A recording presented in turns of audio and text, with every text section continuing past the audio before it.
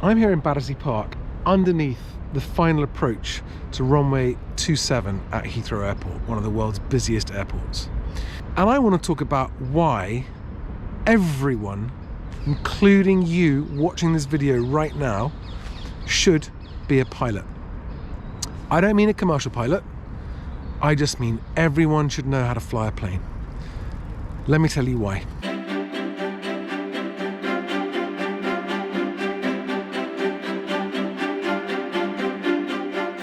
The simple reason that I think everybody should be a pilot, and I can explain exactly how in a minute, is because nothing that I've ever experienced trains you to make decisions more quickly than being a pilot and flying an airplane.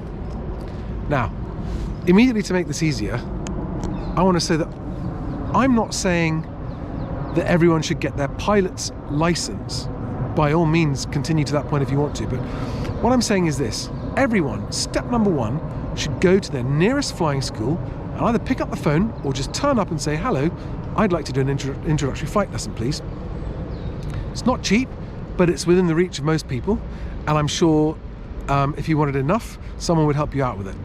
Might have to save a little bit for it, but it's totally doable, and it's an experience everyone should have, sitting behind the controls of an airplane as it takes off and as it lands, okay? Even if you only do it once. Now, if you do it once and it frightens the life out of you and you think to yourself, this just isn't for me, I would encourage you to try again anyway. I would encourage you to go back for a second lesson. If you have the same problem after the second lesson, I would encourage you to face your fears and go back for a third lesson. If after 3 lessons you still don't, you're still just hating it and you can't see any value, you're not feeling any reward afterwards, any sense of accomplishment, then after 3 lessons, perhaps it's, time to just say, no, that's not for me. But as with all of the best things in life, it's not easy. When you learn to get your private pilot's license, at some point your instructor will send you up alone. Before you've got your license, they will send you up as a student solo, and that is a defining moment. As any pilot will tell you, it's a moment you will never ever forget. As the plane that you are flying leaves the ground and climbs into the air and you are in that plane on your own, you suddenly realize no one can help you. You are on your own and you have got to get that plane safely back on the ground alone. It sounds terrifying, but actually the thought of it is more terrifying than the reality.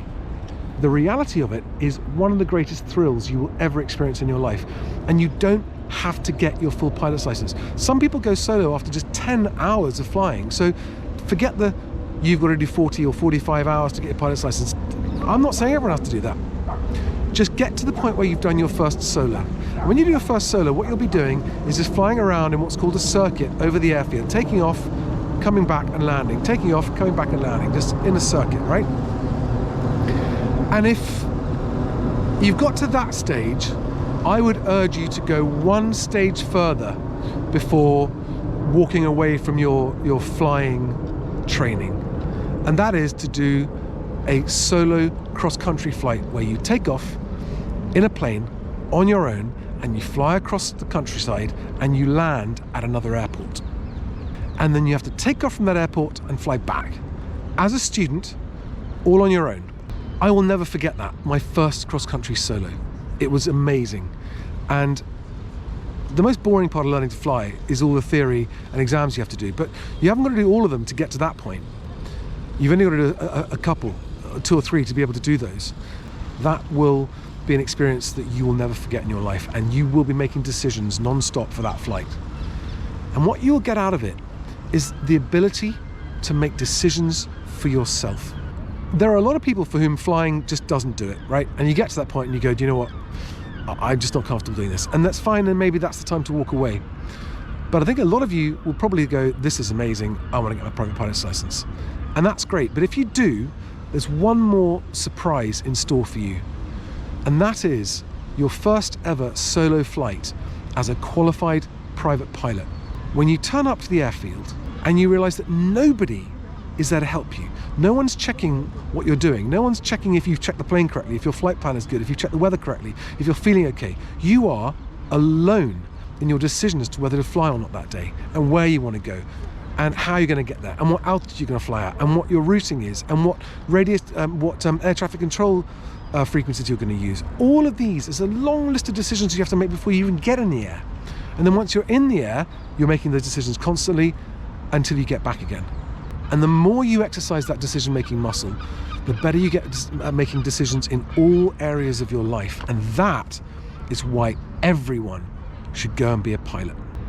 Unless you want to risk a wasted life, I urge you, no matter who you are, what you're doing, if the possibility is open to you, go to an airfield, have a flying lesson, and then have another one, and then have another one, and get to the point where you do your solo, and get to the point where you do your solo cross country.